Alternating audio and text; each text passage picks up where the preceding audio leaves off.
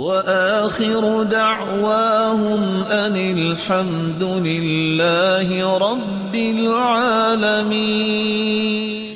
رسول اللہ صلی اللہ علیہ وسلم نے فرمایا احب الاعمال الی اللہ الصلاۃ علی وقتها، اللہ کے ہاں سب سے محبوب عمل یہ ہے نماز کو وقت پہ پڑھا جائے۔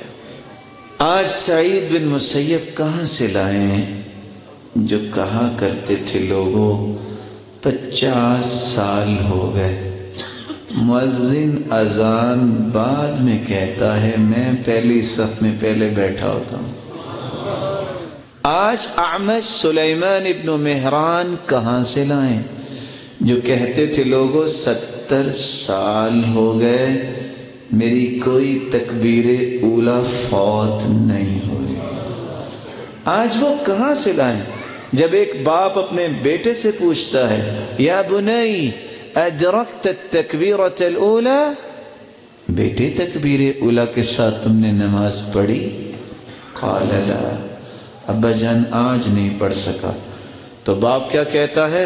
لما فاتك خیر من 100 ناقہ کلها سود العیون، بیٹا اگر 100 اونٹنیاں مجھے مل جاتی کالی آنکھوں والی تو مجھے اتنی خوشی نہیں ہونی تھی جتنی تیری تکبیر اولا کے ساتھ نماز پڑھنے کی خوشی ہونی تھی۔ اس کا ترجمہ اگر میں آج کل کے اعتبار سے کروں، اونٹ اتنا ہی مہنگا سمجھا جاتا تھا عربوں کے ہاں جتنی آج ایک لینڈ کروزر کی قیمت ہے۔ 100 گاڑیاں اگر دروازے پہ کھڑی ہوں تو انسان کو اتنی خوشی نہیں ہونی چاہیے جتنی بیٹے کی تکبیر اولا کے ساتھ نماز پڑھنے کی خوشی ہونی چاہیے۔ اللہ رب العزت ہمیں توفیق عطا فرمائے۔ لیکن میں یہ گزارش کروں گا میرے پیارے بھائیوں، جس شخص کی نماز نہیں ہے اس شخص کا ایمان بھی نہیں ہوتا۔ جب گورنرز کو اکٹھا کرتے عمر رضی اللہ تعالیٰ عنہ کوئی بات نہ کرتے، پہلی بات کیا کرتے؟ ان اہم امورکم عندی الصلاة فمن حفظها وحافظ عليها فقد حفظ دينه ومن ضيعها فهو لما سواه اضيع۔ سنو، تمہاری گورنری ایک طرف، سب سے مہم کام میرے نزدیک نماز ہے۔ یہ بتاؤ نماز کی پابندی کرتے کرواتے ہو؟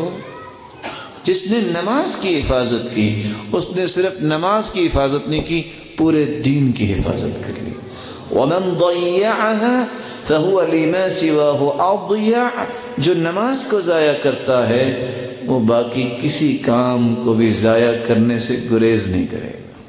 اس لیے یہ عہد کیجئے، دعا کیجئے، اے اللہ ہمیں باجماعت تکبیر اولا کے ساتھ نماز پڑھنے کی توفیق عطا فرما۔